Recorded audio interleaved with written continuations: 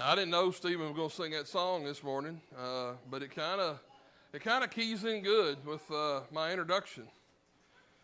This world's not my home. I'm just a passing through. Now, we sing that, and boy, we want to believe it, don't we? But a lot of times, the passing through part feels like a what? It feels like business. Feels like a day-to-day grind. It feels like a mailbox that will not quit producing bills, and all this stuff. It seems like as we live life that, I don't know how you feel, but sometimes I have felt like every time I turned around, something or someone has wanted something else from me. Have you ever felt that way? Every time you turn around, there's a request for something else and something else and something else. And when you've got somebody maybe at work, maybe it's 4 o'clock on Friday, and they come to your desk and say, hey, when you get a chance sometime before you go home today, would you mind doing this thing that's going to take like 6 hours to do? Or maybe somebody knocking on your door. Hey, do you mind? And in your head you want to say, yes, I mind. Get off my porch, okay? Full Clint Eastwood, get off my lawn. But in those moments, you have two options. You can say yes or you can say no. And when somebody's standing there and they're looking at you and they're kind of breathing down your neck, wanting this thing from you, which is easier to say, yes or no? Generally, yes feels like the easier thing to do, right? Because if you say no, what? There's going to be pushback. Well, what do you mean you can't do that? You know, one time 14 years ago, I lent you $0.25 and you're not going to do this for me? There may be a guilt trip. There may be, who knows what's going to be thrown in your face if you say no. So oftentimes we're tempted to what? Say yes. If you've ever felt that way, I want you to understand that you're not alone. In fact, you're in some very good company. We're going to go look at Mark chapter 1 as we begin our lesson this morning. This is not primarily the text we're going to stay in, but this makes the point. As we read this, we're reading about Jesus, and I want you to ask yourself two questions while we're reading this verse. The first question I want you to ask yourself is, how would you feel if you were Jesus? And then the second question is, coming off of that question, how do you feel about what's about to happen? How would you be tempted to respond to the question they're about to ask our Lord? Okay? So verse 28. And at once his fame spread everywhere throughout the surrounding region of Galilee. And immediately he left the synagogue, we're talking about Jesus here, and the house of Simon and Andrew with James and John. Now Simon's mother-in-law lay ill with a fever, and immediately they told him about her. And he came and took her by the hand and lifted her up, and the fever left her, and she began to serve them. That evening at sundown they brought to him all who were sick and oppressed by demons, and the whole city was gathered together at the door. And he healed many who were sick with various diseases and cast out many demons. And he would not permit the demons to speak because they knew him. And rising very early in the morning, while it was still dark, he departed and went out to a desolate place. And there he prayed. And Simon and those who were searching for him were with him, searched for him. And they found him and said to him, everyone's looking for you. Now, what does that little phrase, everyone's looking for you, mean? Everybody's looking for you and everybody wants something from you. How do you feel if you're Jesus? And I dare say it's some form of, leave me alone. Leave me alone. I can't handle another request. Why do you work well into the night and then get up at old dark 30 and sneak off into the mountain by yourself to pray unless what? Leave me alone.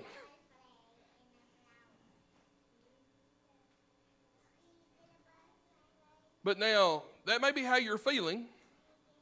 But when they say everybody's looking for you, what's kind of the implied question here?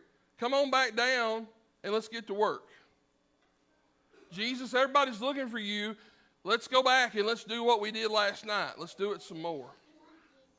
There's a request there.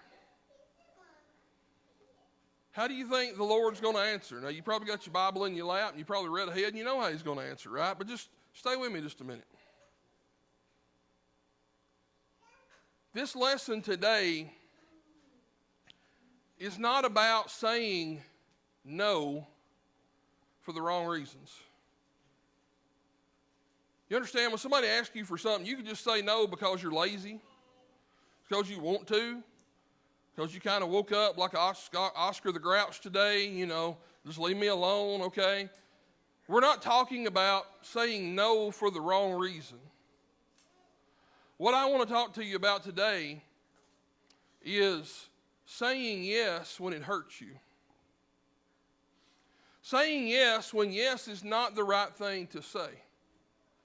Because I'm going to tell you, if I'm Jesus in this moment, even though I haven't had a lot of sleep, and I'm probably exhausted? I'm probably like, I need to catch my breath. I probably have other goals and things that I need to be working on. There's a real temptation to say what? Okay, let's go back down in here to the town and let's heal some more people. Now, why would you blow first before you say, yeah, let's go back? Because you don't want to go. When you say yes in this instance, you're not being honest. You're not being honest with Him. You're not being honest with yourself. And here's the idea. What happens when you say yes too much? What happens? Dr. Henry Cloud and I think Townsend wrote The Boundary Book, and the idea is that if you can never ever say no to anyone else, you can never ever say yes to yourself. This isn't about doing good works for the Lord. This is about what are your priorities. And do you have the ability to prioritize yourself? You see, some people were raised up in such a way that they were taught that ever focusing on yourself was wrong. And that's wrong. They asked the Lord, what's the greatest commandment? Love the Lord God with all your heart, soul, strength, and mind. And the second is like unto it, that you love your neighbor, what? As yourself. Can you love your neighbor if you don't love yourself? Can you love yourself if you never prioritize yourself? Now, I'm not talking about being selfish. I'm not talking about, but sometimes you are like Jesus. You are exhausted. Sometimes you just need a break. Sometimes, you know what, the thing in front of you may be a good thing, but it's not the best thing. What happens if Jesus gets hung up here in this little bitty town and they just keep bringing people and He never gets around to going and spreading the gospel in other places in the world? What happens when the good becomes the enemy of the best? It's not a good thing. Look at how Jesus responded, 38 and 39. And He said to them, let us go on to the next towns, that I might preach there also, for this is why I came out. And He went throughout all of Galilee, preaching in their synagogues and casting out demons. Do you understand that Jesus said no to that town? Jesus said no to those people at that time. But Lord, there was people there that needed you. Lord, that was a good thing to do. Yes, it was. But he was in a human body. He had all the same limitations that we have. Jesus couldn't burn his candle at both ends either, not for long.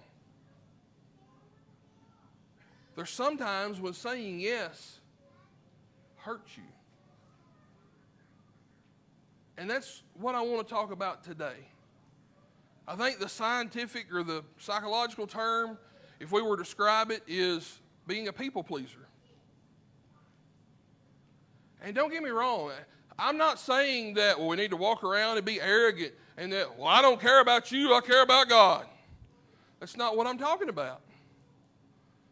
But I'm talking about having our priorities in the right order. I was talking with someone a while back, and they said, but I really want to do this thing. And I said, if you bring them out of a sinking ship and put them in another sinking ship, you have not done them any good.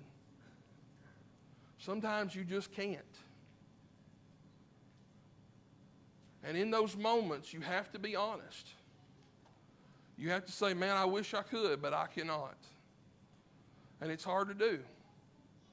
And if you don't grow that skill set, if you don't develop that ability in your life, you're going to hurt yourself and you may hurt other people in the process. And to show you an example of that this morning, if you got your Bibles, go with me to Exodus chapter 32. This is where we're going to sit the rest of the time. Exodus 32, Moses has brought the people out from Egypt. They crossed the Red Sea. They've done all these wonderful and marvelous things. And now Moses has went up on the mountain to meet with God to literally get the 10 Commandments.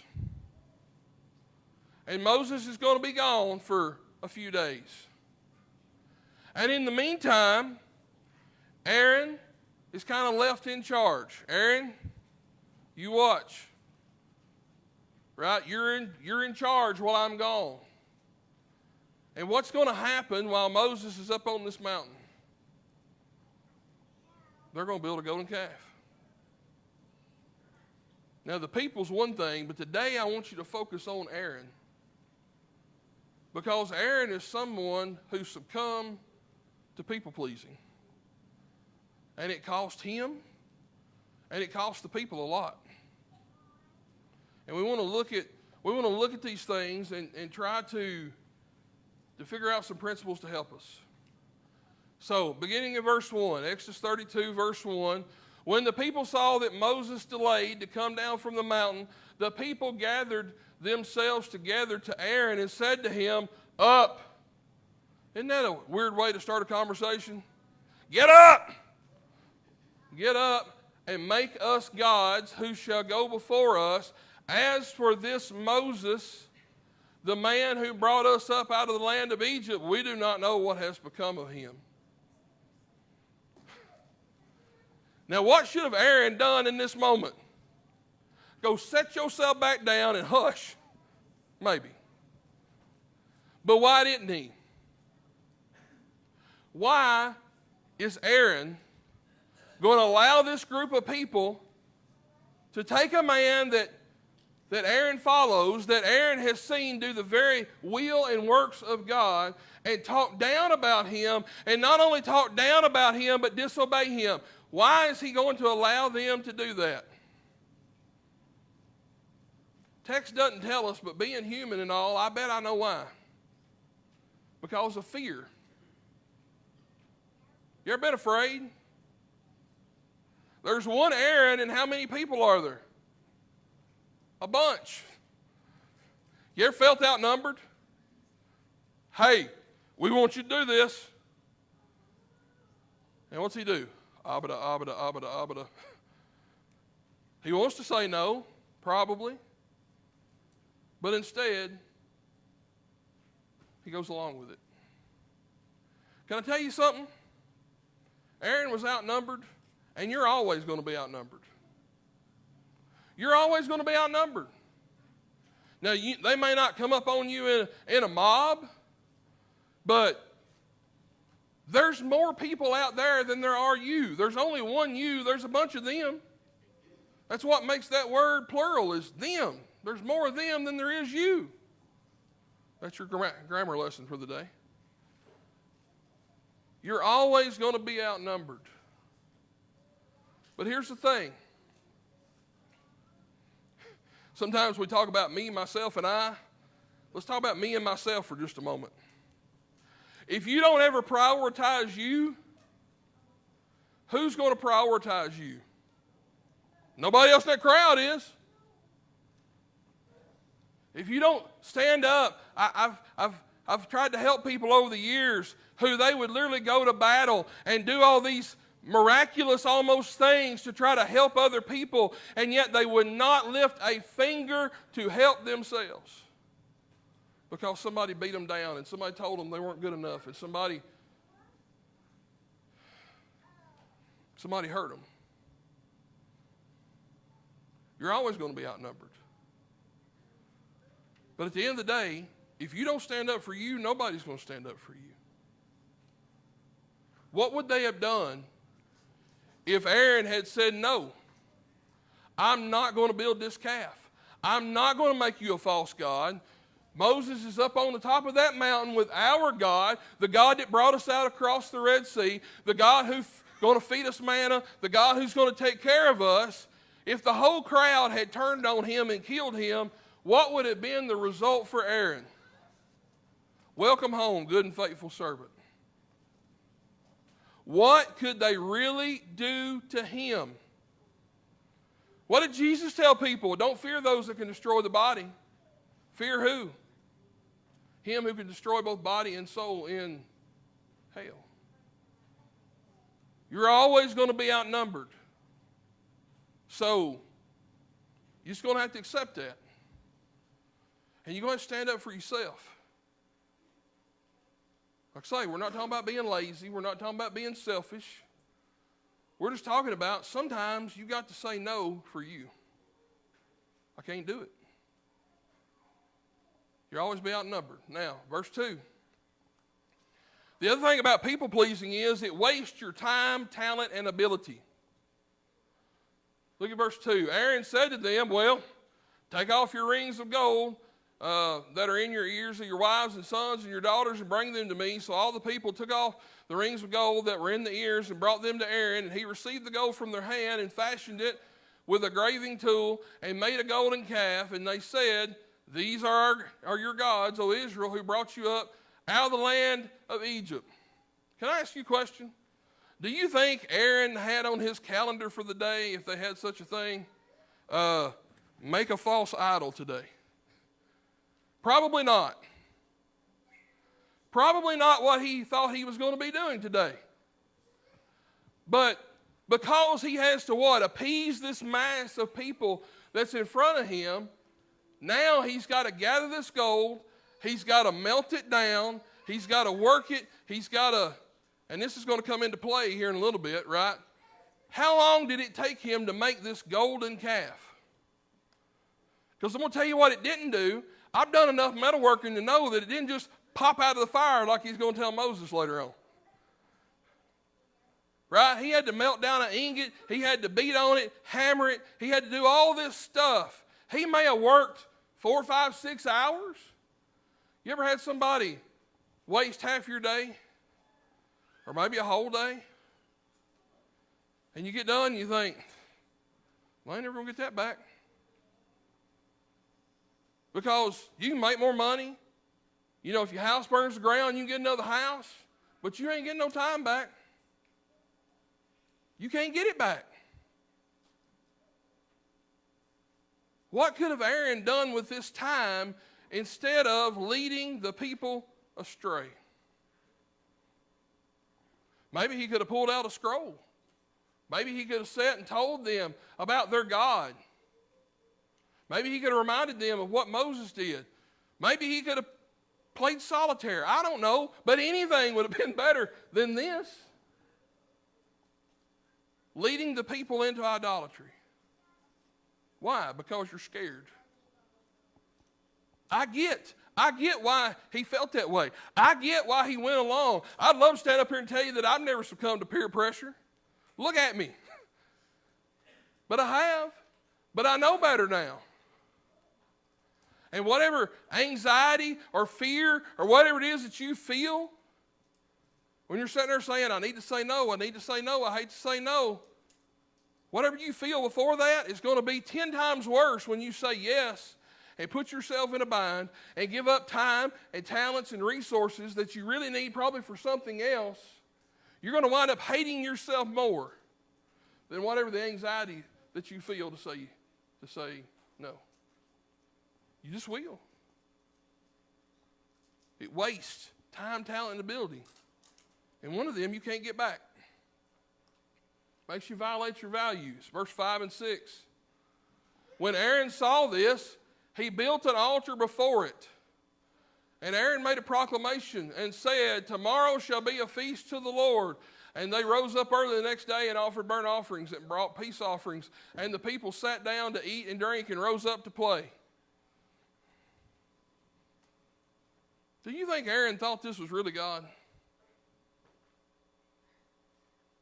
I mean, they come and they asked him, what did they ask him to do? Make us an idol. And he makes the idol, and right there, your job's done. But what's he do? When he sees it, and he sees how they're responding to it, now, well, I guess I got to go build an altar.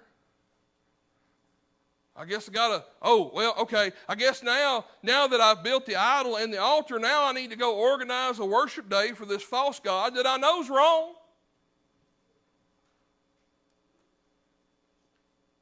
You see, the problem with people pleasing is that the people that you're saying yes to, they don't have the same values you do. What this is about really is who controls your life. Do you control it and God control it, or does somebody else? Why did he offer up an altar? Why did he organize this day for them to, why didn't he say, hey, go take that and hide it back in the tent somewhere and don't let Moses see it when he gets back? He went from make me an idol to now he's the ringleader of this worship. Like, what are you doing? Well, I'm scared, and I'm trying to go along with the crowd. It's going to cost you. It's going to cost you. It cost him. It cost the people. Look here what else people-pleasing does. It makes you blame other people. You ever blame somebody else for what you did wrong? Exodus 32. And Moses said to Aaron, this is after Moses done come down off the mountain and throw the tablets, got mad, right? And he's ready to clean somebody's clock. And so now you were afraid of the mob, but now he's afraid of the authority. Ruh-roh, Raggy. Moses said to Aaron, what did this people do to you that you have brought such a great sin upon them? And Aaron said, let not the anger of my Lord burn hot. You know these people. They are set on evil.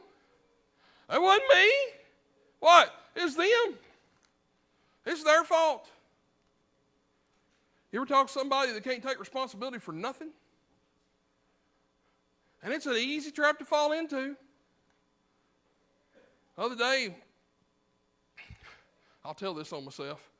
Got a new golf cart a while back, and it's kind of peppy, and letting the kids drive around the subdivision, and Dylan jumped in. And when Dylan jumped in, he just stepped on the pedal, and the thing popped a little bitty wheelie. And I thought, I didn't know it would pop a wheelie. So, me being me, you know what I had to do? Kids, get on the back. I'm going to pop a wheelie now. And boy, did I. And when it come back down, it bounced so hard that we almost crashed.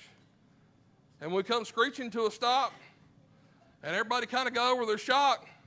Dad, what'd you do? I said, it's Bubba's fault. I wouldn't even know it popped a wheelie if he hadn't popped a wheelie. And I was mostly joking.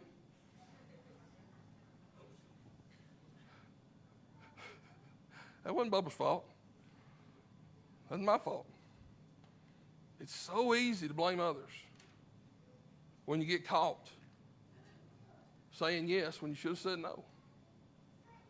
Not only does it make you blame others, but what's it turn you into? It turns you into a liar.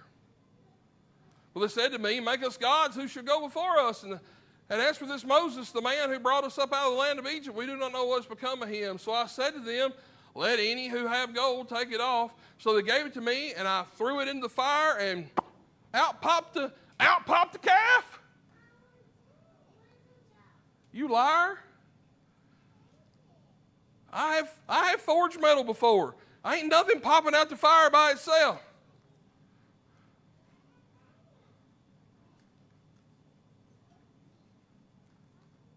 What would he have been a lot better to have done? He'd been a lot better to say no. I ain't doing it. Do you think there was not anybody else in that crowd who could have took gold and melted it down and hammered it into a golden calf? Was Aaron the only man in the whole nation who could have built that idol? No. But now, when Aaron does it, what?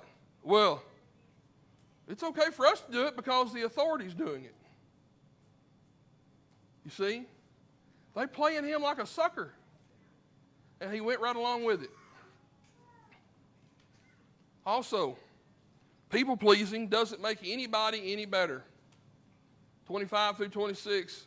When Moses saw that the people had broken loose, for Aaron had let them break loose to the derision of their enemies. Then Moses stood in the gate of the camp and said, "Who is on the Lord's side, come to me." And all the sons of Levi gathered around. Now those phrases, broke loose and derision, are not words we use every day. But the word picture here is everybody's running around in chaos. That's what Moses comes back to. Moses comes back to chaos, and all these people are running around in circles like chickens with their head cut off. And whose fault was that? You know, sometimes somebody looks at you and says, "Hey, will you do this thing for me?" And they may be the type of person that was never told no their entire life. And you know what? You know why God may have put you in that position? Because you're strong enough to say, "No, that ain't right." You can't be a leader and a people pleaser at the same time. It doesn't work. Because if you're people pleasing, then you're not doing what's best. You're doing whatever it is that avoids you the most pain. That's not leadership. People walked away from Jesus, but Jesus stood on his principles and did what was right, whether there was one or thousands there. You can't help anybody be any better if you can't tell them no. I mean, we do this for our children all the time. 9 o'clock at night, can I have some candy? No. Lots of parents just looked at lots of kids, right? You know. Kids, they're doing that to make you better. You can't make nobody better if you're people-pleasing. Lastly, it makes you guilty.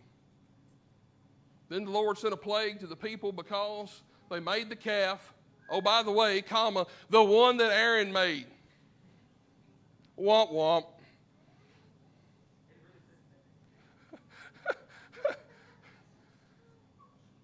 You ever heard of guilty by association? Aaron was guilty by association. Did he believe this golden calf was God? Probably not. I don't see how he could have, seeing what Moses had did, seeing everything that he had seen, but yet here he is, and he's wrong, not because, hey, I was wrong, but just because I didn't want to tell somebody no. Is that a place you want to be? No.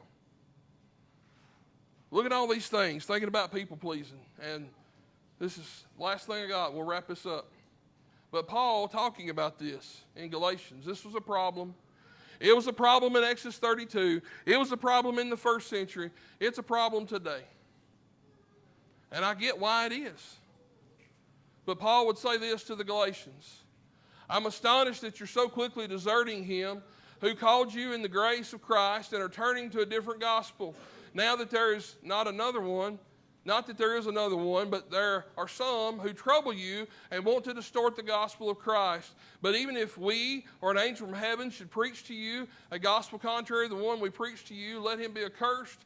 As we have said before, so now I say again, if anyone is preaching you a gospel contrary to the one you received, let him be accursed. Oh, by the way, verse 10. For am I now seeking the approval of man or of God? Am I trying to please man? If I were still trying to please man, I would not be a servant of Christ. Can I tell you, and I say this with all the love in my heart, you can't be a people pleaser and a God pleaser at the same time. It won't work. You can't serve two masters. You just can't. You have the ability to decide. You have the ability to choose. And what this is about is you forming your own principles and standing upon them. It's about you valuing yourself because God values you. While we were yet sinners, what? Christ died for the ungodly. Why? Because you have value. You are worth it. You are worth standing up for and fighting for. And if nobody else is going to do it, then you should do it. Because nobody else is going to do it for you. And I know it's hard. I know that oftentimes it may put you in a situation where you've got to speak up to someone maybe that you felt scared speaking up to all of your life. It may involve speaking up to family members or people that you look up to or bosses or whatever it is. I get the fact that it's going to be scary, but I also get the fact that you don't have to do it alone. You've got a family sitting in this room. And you have a God that loves you. And this family loves you because God loves you. It's not off your merit. It's not off of what you can bring to us and give to us and provide to us. It's because you have a soul. And God has told us the value of that soul. So I don't know what you need is this morning. If you need to come down front, don't do it to please me, okay? Don't respond to the invitation to be a people pleaser. Did you get that joke? Okay, just let that sink in. It'll hit you after a while. But if we can help you, come while we have this invitation song.